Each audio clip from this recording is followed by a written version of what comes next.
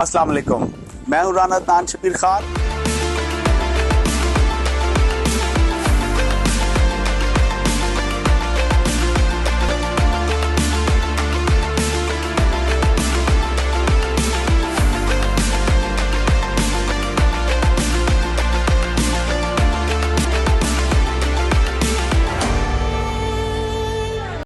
अस्सलाम वालेकुम, मैं हूँ राना अदनान शबीर खान और आप देख रहे हैं नवाए फ़िक्र।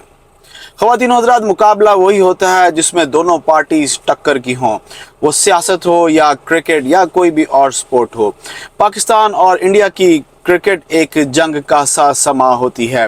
पाकिस्तान और इंडिया की क्रिकेट टीम की जो व्यूअरशिप है वो दुनिया की किसी भी स्पोर्ट्स की व्यूअरशिप से बहुत बहुत ज़्यादा है। और आज पाकिस्तान और इंडिया के जो क्रिकेट के शायकीन थे उनके लिए एक और डिसअपॉइंटमेंट का दिन था। इंडियन ऐतकी फेर वारी लैके नस गए तो सानू वारी दिती नहीं। तो वो होता है ना, जिनके पास अपना बल्ला होता है, अपनी विकेटें होती हैं, अपनी बॉल होती है, वो अपनी बारी लेते हैं और उसके बाद कहते हैं हम जा रहे हैं जनाब। तो साढ़े नाल भी हो गया और बारिश हो गई। बहरहाल आज जो इंडिया ने स्टार्ट लिया वो इंतहाई लीथल और प्रोफेशनल था। ऐसा लग रहा था कि चीज़ें पाकिस्तानियों के हाथ में हैं ही नहीं। ग्रिप गेम के ऊपर पाकिस्तान की नहीं थी।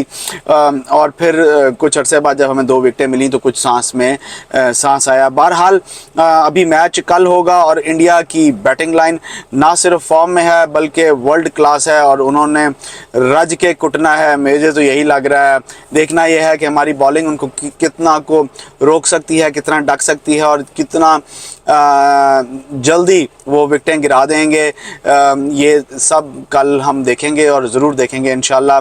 दूसरी तरफ दुनिया की सबसे बड़ी मईशत वाले मुल्कों की तंजीम G20 का सरबराही इजलास 9 जो गुजर गई और 10 यानी आज दिल्ली में मुनक़द हुआ।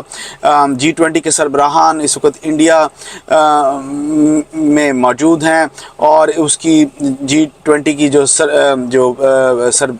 सरबराहत है वो भी इस वक्त इंडिया के पास है। इस साल उनकी मेज़बानी करने की बारी थी।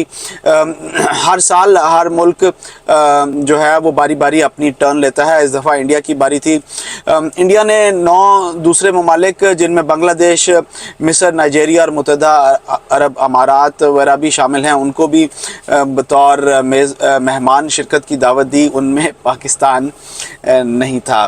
बहरहाल G20 1999 में कायम की गई थी। इसका सरबराही इजलास हर साल होता है और इसकी सरबराहत भी जैसे मैंने पहले कहा कि बारी बारी सबको करनी पड़ती है। इस ग्रुप की ताकत का अंदाज़ा आप इस बात से लगाएंगे कि दुनिया की मईशत का 85% GDP और 75% आलमी तजारत इन्हीं मुल्कों के हाथ में है। ये ममालिक दुनिया की 2/3 आबादी को भी प्रेजेंट करते हैं। दूसरी तरफ पाकिस्तान में गुर्बत और माशी बदहाली इस वक्त आसमान को छू रही है।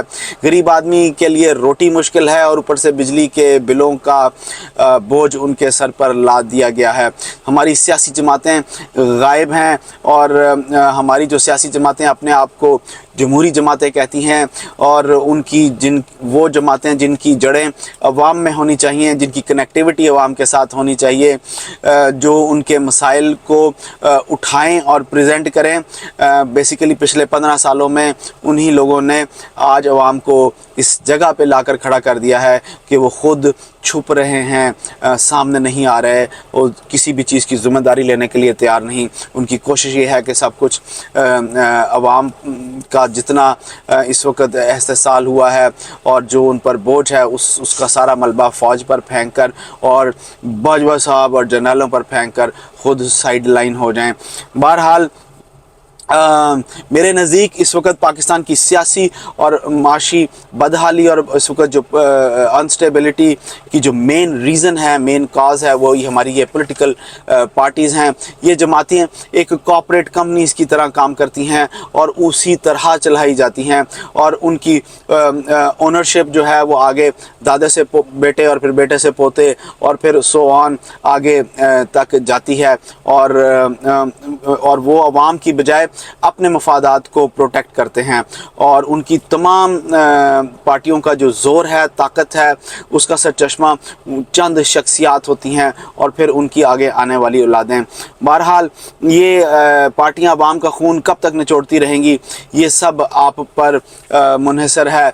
मैंने तो अपने कल के व्लॉग में भी आपको समझाने की कोशिश की कि कैसे एक चीटर को आपने दोबारा उसके अब्बा जी को बहुत सारे वोट देकर दोबारा असम्बली में, गिलगित बल्तिस्तान में की असम्बली में भेज दिया, क्योंकि आपका ये जो अपर चैम्बर है ये काम ही नहीं करता। आप अंधी तकलीद करते हैं, आप बरादरी बेस पे वोट देते हैं, आप ये नहीं देखते कि शख्स का किरदार कैसा है, इसने क्या डिलीवर किया, ये झूठा है, सच्चा है, नेक है, ईमानदार है, ये क्या है।